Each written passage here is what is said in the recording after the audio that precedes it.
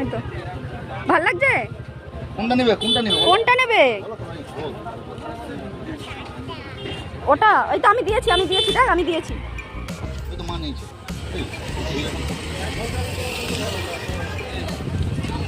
চন্দনেশ্বর থেকে ফিরে একটু কিছু খাওয়া দাওয়া করে নিয়ে আমরা চলে এসেছিলাম সমুদ্রের ধারে। দীঘায় এসছি, একটু না সমুদ্রে নামলে হয়? তো সমুদ্রে একটু নেমে বেশিক্ষণ ছিলাম না, যেহেতু তোজোকে নিয়ে নেমেছিলাম। তো স্নান টান হয়ে যাওয়ার পরে চলে এসেছিলাম এই কুলফি কাকুর কাছে। এই কুলফি কাকু কিন্তু কুলফিটা দারুণ বানিয়েছিল, আর উনি ওখানকার লোকাল এরিয়ারই ছেলে, আর ব্যবহারও ভীষণ ভালো।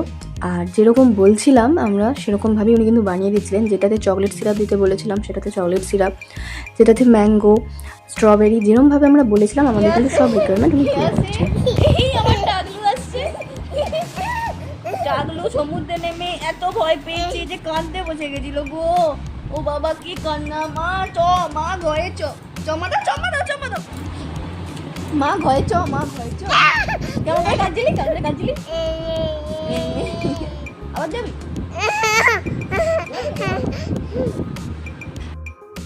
তারপরে আমরা হোটেলেরই রেস্টুরেন্টে চলে এসেছিলাম। ওখানেই আমাদের দুপুরবেলার খাবারের অর্ডার দেওয়া ছিল। তো ওখানেই আমরা চলে এসেছি। আর তোজো এখানে বদমাশি করছে, কীরকম দেখতে পাচ্ছ, টেবিলে উঠে গেছে। তো ওখানকার রান্না প্রত্যেকটাই কিন্তু ঘরোয়া রান্না ছিল, একদম বয়স্ক থেকে বাচ্চা সবাই কিন্তু খেতে পারবে। তোজোও কিন্তু আমাদের সাথেই ডাল ভাত খেয়েছে, এমনকি যে মাছের ঝাল ছিল, মাছের ঝালের মাছটাও কিন্তু খেয়েছে। কোনো রান্নায় কিন্তু অত্যধিক তেল মশলা দিয়ে করা ছিল না, একদম ঘরোয়া রান্না ছিল, অথচ টেস্টফুল ছিল। তো রান্নাতে আমার তো ভীষণ ভালো লেগেছে। আলু ভাজা, ডাল, পটল আলুর তরকারি, মাছের ঝাল, চাটনি, পাঁপড়, এরকম মানে ঘরোয়া রান্না সত্যিই বেড়াতে গিয়ে পাওয়াটা একটু চাপের ব্যাপার, কিন্তু হোটেল ব্রাইটনে আমরা পেয়েছি। তো তোমরা যদি চাও হোটেল ব্রাইটনে, ওখানে কিন্তু থাকতে পারো। একদম হেলিপ্যাডের সামনেই কিন্তু এই হোটেলটা রয়েছে। তোজোর ততক্ষণে খাওয়া হয়ে গেছে, ও তো ঠাকুমার সাথে উপরে চলে গেছে। তারপর আমরা একটু খেয়ে নিয়ে দুপুরবেলা একটু রেস্ট নিয়ে তারপর বেরিয়ে পড়েছি জগন্নাথ মন্দির দর্শনের উদ্দেশ্যে। দীঘায় এসছি, নতুন মন্দির হয়েছে, না দেখলে একটু হয়?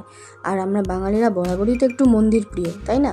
আমরা যখন যেখানে যে মন্দির পাই সেটাতেই কিন্তু আমরা মাথা ঠুকে আসি। আর জগন্নাথ মন্দির হয়েছে, যেটা দেখতে পুরী যেতে হতো সেটা যখন দীঘাতে হয়ে গেছে, সেটা একটু দর্শন করতেই হয়, কি বলো? তো আমরা চলে এসেছি জগন্নাথ মন্দিরে। যে সময়টা আমরা গেছিলাম সেই সময়টা মোটামুটি একটু ভিড়টা হালকা ছিল। তো এর পরের পার্টে তোমরা দেখতে থাকো।